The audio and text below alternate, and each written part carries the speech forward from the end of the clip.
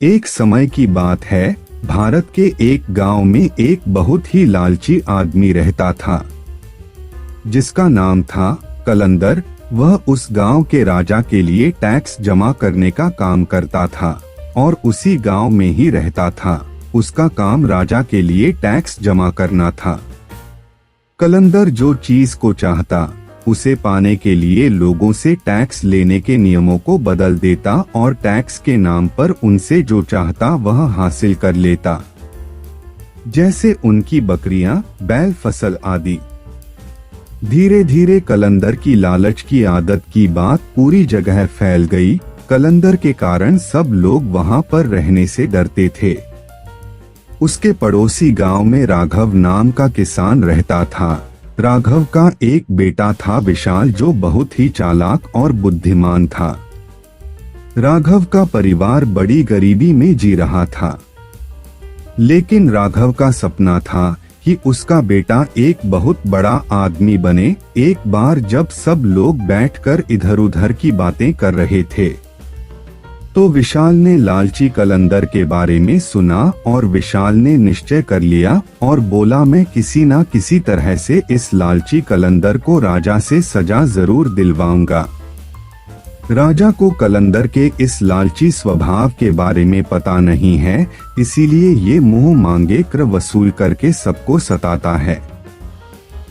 कलंदर एक बड़ा ही शातिर और चालाक आदमी था, इसलिए विशाल ने बहुत सोच समझकर एक योजना बनाई। अपने परिवार के सो के उठने से भी पहले वह अपने पिता के बगीचे में गया और वहां लगे एक छोटे से आम के पेड़ को खोज के निकाल लिया।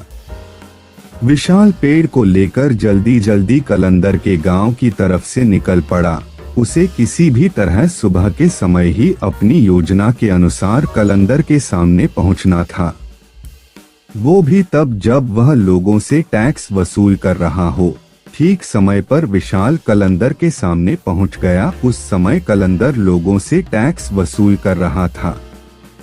विशाल अपना परिचय देता हुआ बोला, सरकार, मैं विशाल हूँ, अभी आया हूँ और मुझे यह पता नहीं है कि इस गांव में एक गरीब आदमी कितना टैक्स देता है, क्योंकि मैं एक बहुत ही गरीब आदमी हूँ और मेरे पास देने के लिए कुछ भी पैसे नहीं हैं।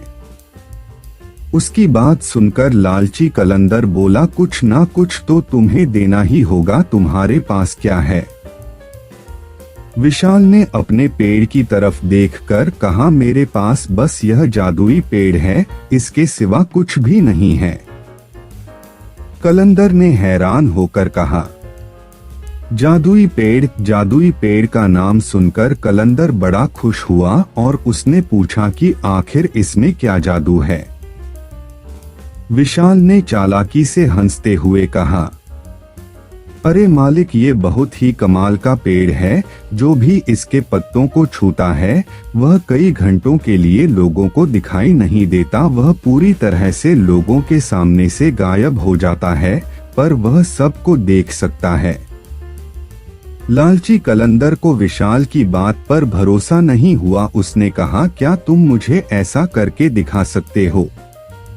विशाल ने कहा, हाँ क्यों नहीं, जरूर। विशाल की बात सुनकर लालची कलंदर ने उसे ऊपर से नीचे तक देखा और बोला, अगर तुम यहाँ रहना चाहते हो तो तुम्हें अपना यह पेड़ मुझे देना होगा।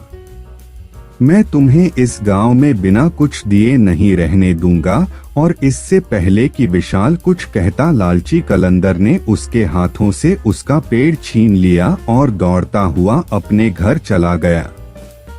घर जाकर उसने पेड़ की एक पत्ती तोड़ी और उसे अपने माथे पर रख लिया। वहीं पास में उसकी पत्नी बैठकर खाना पका रही थी। उसने अपनी पत्नी से पूछा, सुनो, क्या तुम मुझे देख सकती हो? पत्नी को कलंदर की बात सुनकर बहुत गुस्सा आया और वह बोली, क्यों नहीं देख सकती, क्या मैं तुमको अंधी नजर आती हूँ? अब कलंदर बड़ा परेशान हो गया। वह भागते हुए दूसरे कमरे में गया और उसने पेड़ की दूसरी पत्नी तोड़कर फिर अपने माथे पर लगाई। फिर वापस रसोई घर में आकर बोला, अब क्या तुम मुझे देख सकती हो? अब तो उसकी पत्नी को बहुत ज्यादा गुस्सा आने लगा है। जोर से बोली, तुम्हारा दिमाग तो ठीक है, आखिर तुम कहना क्या चाहते हो? क्यों मैं तुम्हें देख पाऊंगी? क्या तुम्हें लगता है कि मेरी आंखें खराब हो गई है? लालची कलंदर बड़ा ही परेशान हुआ। मैं फिर कमरे में गया। उसने फिर पेड़ की पत्ती तोड़ी, फिर उसे अपने माथे पर लगाया और फिर अपनी पत्नी के पास गया। फिर से दोहराया, क्या तुम मुझे अब देख सकती हो? पत्नी कलंदर के लगातार इस पागलपन से बड़ी परेशान हो गई थी।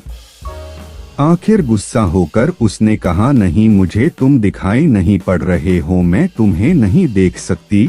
लालची कलंदर तो जैसे यही सुनना चाहता था। वह खुशी से पागल हो गया। उसने सोचा कि वह गांव में जाकर इस पेड़ के जादू को परखेगा। वह चौराहे पर खड़े होकर पेड़ की पत्ती माथे पर लगाए विचित्र विचित्र प्रकार की हरकतें करने लगा, किंतु किसी गांव वाले ने कुछ भी नहीं कहा, क्योंकि वह उससे बात नहीं करना चाहते थे, क्योंकि उन्हें डर था कि कहीं वह उनसे टैक्स ना मांगने लगे। लेकिन गांव वालों की कुछ भी ना कहने से लालची कलंदर ने समझा कि वह पेड़ सचमुच ही जादुई पेड़ है। फिर उस दिन के बाद उसे जो चीज पसंद आती वह उठाकर ले जाता। वह बाजार जाता, किसी दुकान से बांसुरी, किसी दुकान से फल फूल, कहीं से कपड़े। सब उसे ऐसा करते देखते पर डर के मारे उसे कभी मना नहीं करते। लेकिन वह लालची कलंदर यह समझता कि वह किसी को दिखाई नहीं देता, इसलिए कोई उसे कुछ नहीं कहता। एक दिन गांव को देखने के लिए राजा की शाही गाड़ी गुजरी। कलंदर ने देखा कि राजा की गाड़ी में बेशकीमती हीरे जवाहरात आदि से सजी हुई थी। लालची कलंदर ने आदत के अनुसार पेड़ का पत्ता अपने माथे पर रखा और राजा की बग्गी से हीरे जवाहरात चुराने लगा। सरेआम उसकी यह हरकत देखकर राजा को बड़ा गुस्सा आया। उन्होंने चिल्लाकर कहा, गिरफ्तार करो इसे। अब लालची कलंदर बड़ा परेशान हो गया। उसने कहा, महाराज मुझे क्षमा करें, इसमें मेरी गलती नहीं है। एक गरीब आदमी ने मुझे यह जादुई पेड़ दिया जिसकी पत्तियां अपने सर पर रखकर मैं अदृश्य हो जाता था। लेकिन आज मुझे पता चला कि वह झूठ बोल रहा था, क्योंकि आपने मुझे देख लिया और मैं गायब नहीं हुआ। राजा को उसकी बात सुनकर बहुत गुस्सा आया। राजा ने कहा, यह तो बिल्कुल ही पागलों की तरह बात कर रहा है।